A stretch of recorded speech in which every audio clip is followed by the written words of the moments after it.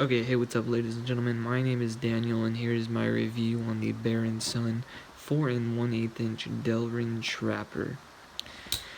Some specs on this knife are: it's 4 1/8 inch. It is made out of a carbon steel. It is the carbon 4th generation by Delrin. I don't really know exactly what type of carbon steel it is, but if I had to guess, it would probably be some sort of 1095. But this knife did come razor sharp, but I have carried it for roughly a year now.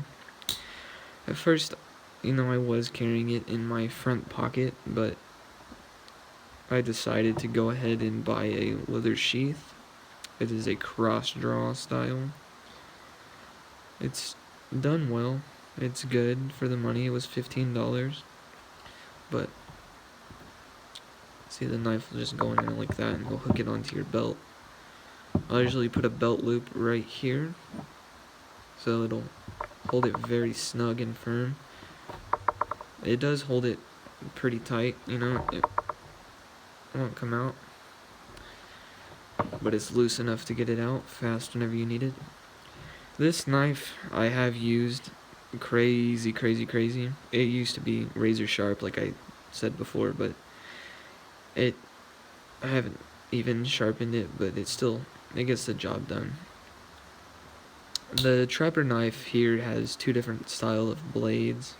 It has your spay blade, and it has this blade right here, which is a typical little, like what you see on a lot of Trapper knives. What I've used this particular blade for is like starting to skin the animals. Like when you gut them, this is what I use this for. And this is razor sharp. I make sure to keep this razor sharp. I will do a paper test later if time does allow. You hear that strong lockup. Now the spay blade is the blade that I use the most, since you're less likely to stab yourself with it.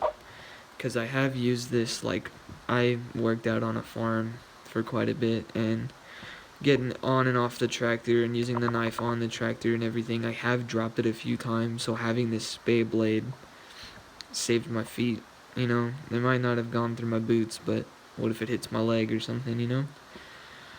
But this knife, everybody should know what a spay blade is for. If not, you can go ahead and Google that.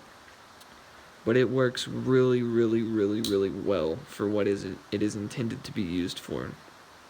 The only downside I will say is if you do not take care of it, if you look closely, there is some rust starting to form on the blade. It's just a little bit of surface rust, so it'll come off, but you have to watch out for that. Second thing is the trapper part of the knife, which I call this the trapper blade. It is pretty tight trying to open it, so you're gonna have to use two hands. Sometimes on the spay blade you can just use one if you can get your thumb in there.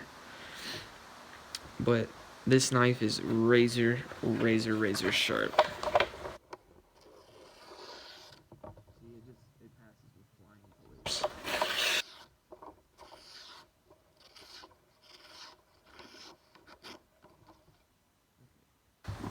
That's enough of that. I got carried away. Yeah, but I would consider this knife in the same quality category as my Spyderco Manix 2. But this knife, I think I got it for around $45, I believe. That was straight out of the store, in the wax paper and everything. Now, the Spyderco Manix 2 was roughly $145, I think is what I paid for it. So this knife for $45 compared to $145, that's a good price for this knife. It is very good. It is a really good deal, and I think y'all should all go out and at least try one. Find somebody who has one and hold it and play with it, just to get a feel for it. And if you like it, go out and buy one. If it's Spyderco quality and a little trapper knife, that is not some people's cup of tea, but it's my cup of tea. Yeah, I hope you guys enjoyed this review, and don't forget to like the video, go comment, and subscribe.